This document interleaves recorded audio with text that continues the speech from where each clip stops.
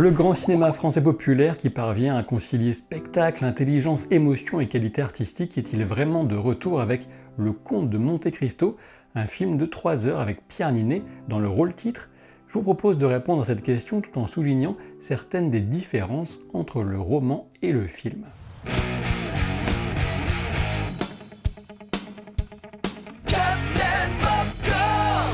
Le Comte de Monte-Cristo est un roman très long avec toute une galerie de personnages principaux et secondaires bien sûr, et s'il fournit plus que de nécessaire pour de multiples péripéties et rebondissements, en faire l'adaptation en un seul film implique nécessairement des choix drastiques. De prime abord, on pouvait légitimement craindre pour cette énième adaptation suite au résultat des 2 récents films Les Trois Mousquetaires, qu'on doit au même scénariste Alexandre de la Patellière et Mathieu Delaporte. Ceci étant, il ne fait aucun doute que ce nouvel essai d'adaptation de Dumas père, on pourrait presque parler d'entêtement à ce stade, s'avère nettement plus abouti que Nos Mousquetaires ou Notre pauvre Milady, qui méritait mieux. Première différence, les scénaristes se sont fait aussi réalisateurs pour Monte-Cristo, mais au-delà d'une réalisation moins brouillonne, on a surtout un travail d'adaptation plus abouti qui parvient enfin à saisir l'esprit de l'œuvre et des personnages, davantage que pour les mousquetaires, à n'en pas douter. Les puristes du roman feuilletonnant verront sans doute des tas d'omissions, d'ajouts, d'étranges trahisons, mais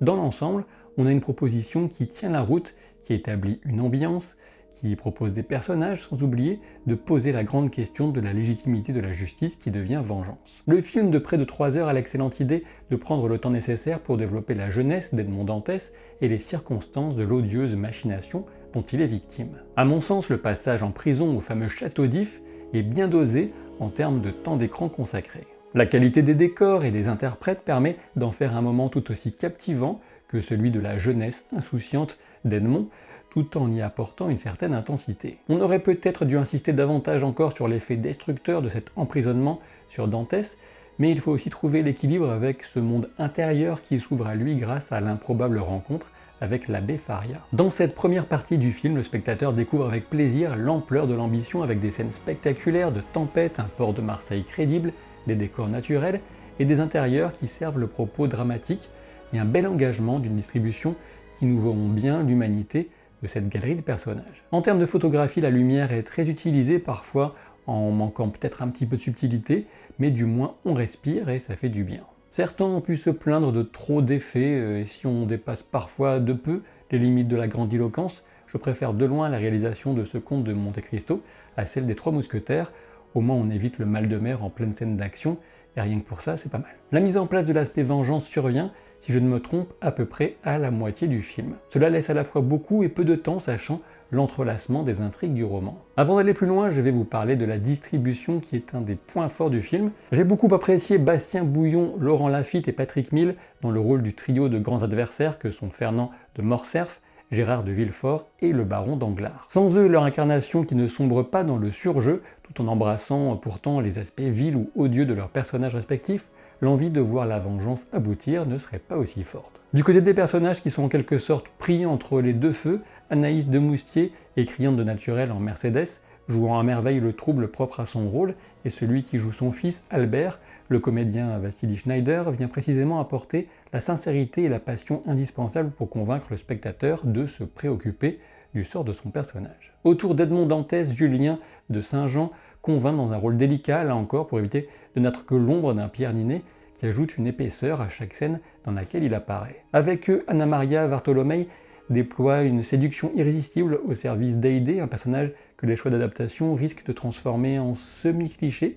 Dans l'ensemble, je pense que son potentiel est sous-exploité. Pierre Ninet, quant à lui, semble s'imposer comme l'acteur de sa génération le plus solide et charismatique pour des premiers rôles sur lesquels reposent de tels enjeux, notamment financiers. La seconde partie du film propose quelques scènes enthousiasmantes, notamment lors d'un dîner autour de l'histoire d'une maison qui serait hantée. Des costumes et aussi des prothèses et maquillages très inspirés ajoutent de la prestance au personnage et de la crédibilité à l'intrigue. Les décors, notamment ceux du domaine du comte de Monte-Cristo, sont eux aussi à la hauteur de la démesure du personnage. Quelques divergences pourront décevoir ou au moins perdre un peu les lecteurs ayant encore bien en tête le déroulement du roman. Quant au rythme, il faiblit un peu, il me semble, sur la fin, comme si le film ne parvenait plus à atteindre l'intensité d'un paroxysme atteint un peu trop tôt. Comme promis, j'en viens maintenant aux différences majeures entre film et roman et à quelques commentaires sur ce qui a pu les motiver. Pensez bien sûr à vous abonner à la chaîne et à vous exprimer en commentaire au sujet du film, et sinon je serai obligé de venir me venger avec des masques incroyables. Évidemment, pour traiter des inventions, je vais évoquer l'intrigue du film et celle des romans, et donc des spoilers.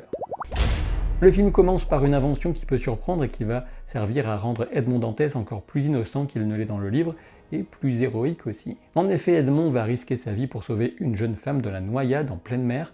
Cette Angèle est une pure invention, là aussi, qui vient faire le lien avec le procureur de Villefort, dont elle est la sœur, tout en étant l'origine de la lettre qui servira à piéger Dantès. L'idée consiste ici à créer un personnage pour remplacer l'usage que l'intrigue fait de plusieurs autres. En plus d'être la bonapartiste qui remplace un échange de courrier un peu compliqué entre le capitaine du bateau sur lequel sert Edmond Dantès, un grand maréchal sur l'île d'Elbe et un certain Monsieur Noirtier à Marseille, elle va aussi tenir dans le film le rôle de Bertuccio dans le roman. Pour rappel, Bertuccio dans le roman, c'est un ancien contrebandier qui se met au service du comte de Monte Cristo.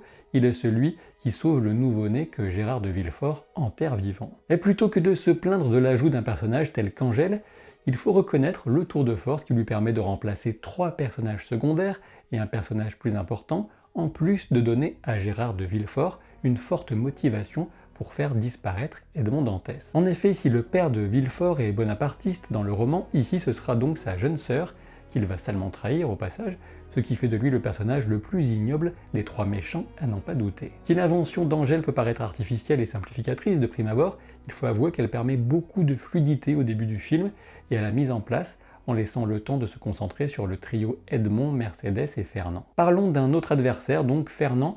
Grande différence de statut, il est pêcheur dans le livre et noble dans le film. Ainsi, l'opportunité pour Dantès de devenir capitaine devient un élément déclencheur lui permettant d'envisager d'épouser Mercédès, la cousine de Fernand de Morcerf, qui est elle aussi membre de la petite noblesse par définition. Les modifications au personnage de Fernand permettent d'apporter une très légère nuance complémentaire, puisqu'il ne se laisse pas convaincre par Danglars, mais saisit plutôt l'opportunité quand elle se présente de se débarrasser de son rival, alors que le mariage est déjà décidé. Même si cela reste très proche sur le fond, on sent bien le basculement du personnage venu défendre son ami et comprenant soudain que tout peut aller en sa faveur enfin. On notera que Fernand se suicide dans le livre et qu'il n'y a pas de duel contre Monte Cristo.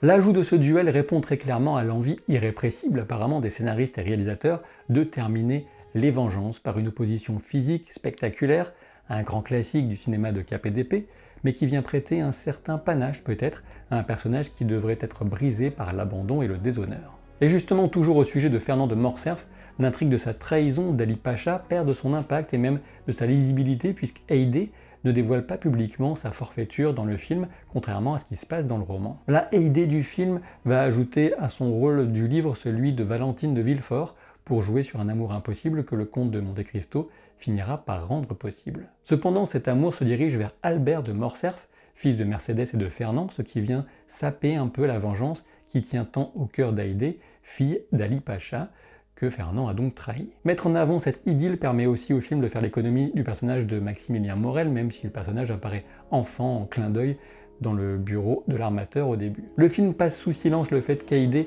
a été acheté par le comte et surtout gomme leur amour qui serait apparu comme inapproprié sans doute avec le prisme actuel. Ces modifications risquent sans doute d'affadir Haydée, mais la renforcent dans le symbolisme de la justice qui évite de sombrer vers la vengeance la plus cruelle et destructrice.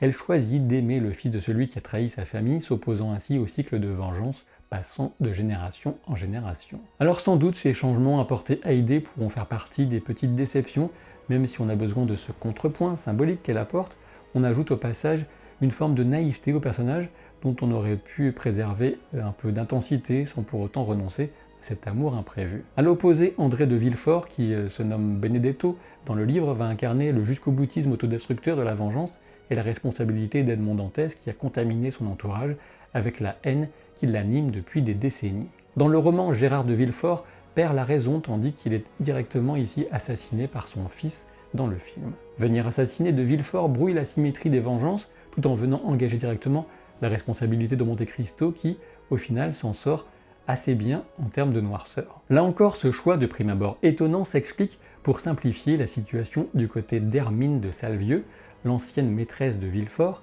et épouse de Danglars. Hermine de Salvieux est présentée comme une victime ou tout au plus une complice passive dans le film, tandis que dans les livres, elle empoisonne des membres de la famille de Villefort pour des questions d'héritage de son fils. Et on perd au passage le détail sordide qui veut que Monte Cristo lui-même conseille l'empoisonneuse sur les substances qu'elle utilise. Au final, elle s'empoisonne ainsi que son fils dans le roman, tandis qu'elle disparaît tout simplement dans l'histoire du film. Celui dont le destin est le plus proche entre le roman et l'adaptation n'est autre que Danglars, qui finit ruiné dans les deux cas. Motivé essentiellement par la cupidité, il est puni par ce même biais et représente cet argent qui corrompt et permet de s'acheter une aristocratie de façade. Du côté de Villefort, il représente la justice corrompue et tombe en plein procès, mais aussi succombe à l'affront sur sa réputation, l'ajout de l'assassinat par son fils venant un peu brouiller le sens de sa chute. Enfin, pour ce qui est de Morcerf, il représente l'armée bien sûr et le déshonneur le mène au suicide dans le livre.